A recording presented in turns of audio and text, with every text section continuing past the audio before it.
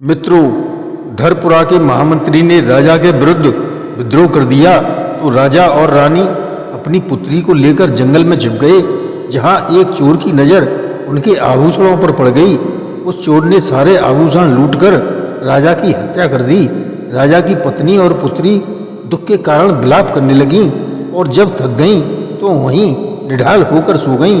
उन दोनों को जब दूसरे राज्य का राजकुमार और राजा ने देखा तो दोनों पिता पुत्र उन माँ बेटी से विवाह के इच्छुक दिखे। तब राजकुमार ने कहा, पिताजी, हम इन पदचिन्हों पर चलकर इन माँ बेटी के पास पहुँचेंगे। शर्त के मुताबिक राजा बेटी के सामने और राजकुमार माँ के सामने पहुँचे, जिससे राजा की शादी पुत्री के साथ और राजकुमार की शादी उसकी माँ के साथ हो जाती है। आगे की कथा जानने के लिए कहानी को अंत तक जरूर सुनें और सब्सक्राइब कमेंट करके बेल आइकन दबाना न भूलें और इस रोचक कथा को अपने मित्रों संग शेयर अवश्य करें। धन्यवाद। नमस्कार, मैं रणवीर सिंह लोटस एंटरटेनमेंट में आपका हार्दिक स्वागत करता हूं। मित्रों, बेताल का पीछा करते करते विक्रम फिर उसी शमशान घाट पर पहुंच गया। बेताल विक्रम की पकड़ से छूटकर वापस जाकर उसी वृक्ष पर उल्टा लटक गया था। विक्रम को उसे अपने बस में करने में अब कोई परेशानी नहीं हुई। उसने बेताल को अपनी पीठ पर लादा और साधु के पास चल दिया। विक्रम, तू बहुत ही जिद्दी है, मानता ही नहीं। इतनी बार समझाया है कि वह साधु बहुत बड़ा ढोंगी है। कोई बात नहीं, इस बार तुम्हें मैं एक नई कहानी सुनाता हूँ, तुम बस चुप रहना, बोलना नहीं। अब की बार विक्रम ने मन में पक्का निश्चय कर लिया कि वह कहानी पर ध्यान ही नहीं देगा और जब कहानी ही नहीं सुनेगा तो बेताल के प्रश्न का सही उत्तर देने में भी सफल नहीं होगा। अब बेताल उसका कुछ नहीं कर सकेगा, क्योंकि वह जानबूझकर उत्तर न देने के अपराध से बच जाएगा। बेताल ने कथा सुनानी शुरू की। धरपुरा के महामंत्री ने राजा के विरुद्ध विद्रोह कर दिया। राजा किसी प्रकार अपनी पत्नी और पुत्री को लेकर राजमहल से बचकर भाग निकला। महामंत्री के सैनिकों से बड़ी मुश्किल से अपनी व अपने परिवार की जान बचाता हुआ राजा घने जंगल में जा छिपा। वहाँ पर एक चोर की दृष्टि राजा तथा उसकी पत्नी व पुत्री के आभूषणों पर पड़ी। चोर ने उन सभी के आभूषण आदि लूटकर राजा की हत्या कर दी। अब केवल राजा की पत्नी व उसकी पुत्री ही बाकी बचे थे। अपनी दुर्दशा पर माँ बेटी खूब जोर जोर से रोए। रोने के अलावा उनके पास और कोई चारा भी न था। फिर रोते रोते ही न जाने कब उन दोनों की आँख लग गई और वे सो गईं।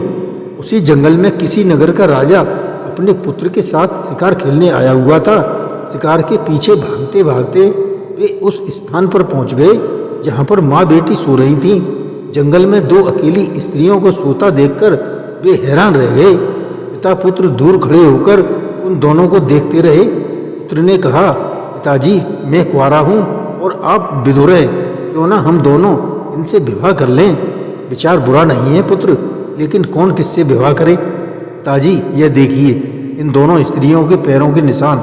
हम इन दोनों पैरों के निशानों के सहारे उन स्त्रियों तक पहुंच सकते हैं। जिसको जो स्त्री मिलेगी वह उसी से विवाह कर लेगा।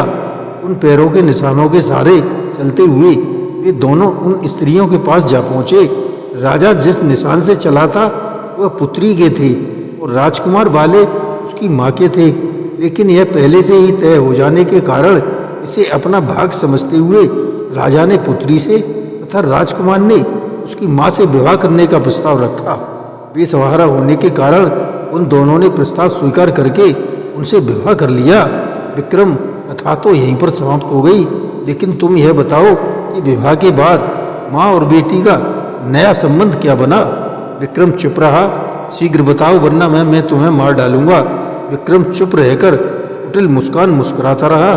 बेताल समझ गया कि विक्रम ने इस बार कथा को ध्यान से सुना ही नहीं, इसलिए वह प्रश्न का उत्तर दे ही नहीं सकता। विक्रम, तुम वाकई बड़े बुद्धिमान हो। मैं जानता हूँ इस बार तुमने कथा सुनी ही नहीं, इसलिए तुम्हें मेरे प्रश्न का उत्तर भी नहीं पता।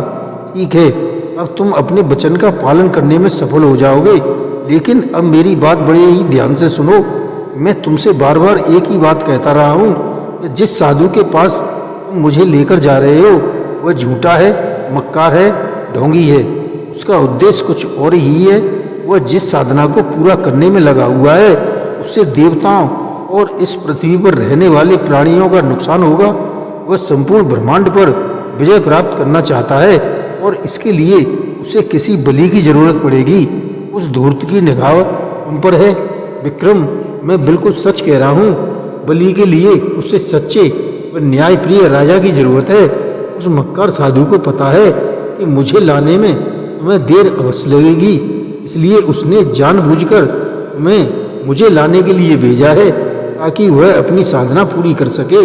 अब जब तुम मुझे उसके पास ले ही जाओगे तो उसकी साधना पूरी हो चुकी होगी। विक्रम, जब तुम मुझे उसके पास लेकर जाओगे तो वह तुम्हें देवी माँ के चरणों में झुककर प्रणाम करने के लिए कहेगा। तब तुम यह समझ जाना कि उसके इरादे नेक नहीं है, वह तुम्हें बलि के लिए तैयार कर रहा है। महाबली विक्रम, अब तुम चतुराई से काम लेना और उस साधु से कहना कि मैं राजा हूँ, सारा संसार मेरे सामने झुकता है, झुकना मुझे नहीं आता। तुम मुझे देवी माँ के सामने झुककर दिखाओ कि कैसे झुका जाता है। जब वह देवी माँ के सामने झुके तो तुम तलवार से उसकी गर्दन काट देना। विक्रम, ऐसा करके तुम देवताओं तथा पृथ्वी पर रहने वाले सभी जीवों की रक्षा करोगे। मुझे जो कहना था वह मैंने कह दिया। इतना कहकर बेताल चुप हो गया। बेताल की बातों को ध्यान से सुना विक्रम ने और मंद मंद मुस्कुरा दिया। बेताल को लेकर विक्रम उस साधु के पास जा पहुंचा। जैसा बेताल ने कहा था ठीक वैसा ही उस साधु ने विक्रम से कहा। विक्रम ने उसे वैसा ही उत्तर दिया जैसा बेताल ने समझाया था। साधु विक्रम को यह समझाने के लिए कि किस तरह से देवी माँ के सामने सिर झुकाया जाता है, देवी माँ के सामने झुक गया। जैसे ही उसने देवी माँ के आगे सिर झुकाया, विक्रम ने अपनी तलवार से उसकी गर्दन को उड़ा दिया। बलि मिलते ही देवी माँ प्रसन्न हो गई और उसी समय आकाशवाणी हुई, विक्रमादित्य, तुमने आज जो काम किया है उससे सभी देवता बहुत ही प्रसन्न हैं। तुम महान और चक्रवर्ती सम्राट होंगे। तुम्हें संसार में यश की प्राप्ति होगी। तुम्हारी गाथा युगों युगों तक लोगों के बीच कहीं सुनी जाती रहेंगी। फिर सब कुछ शांत हो गया। बेताल भी आजाद होकर उड़ गया। विक्रम अपने राज्य में वापस लौट आया जहाँ उसने वर्षों तक शांतिपूर्वक राज्य किया था।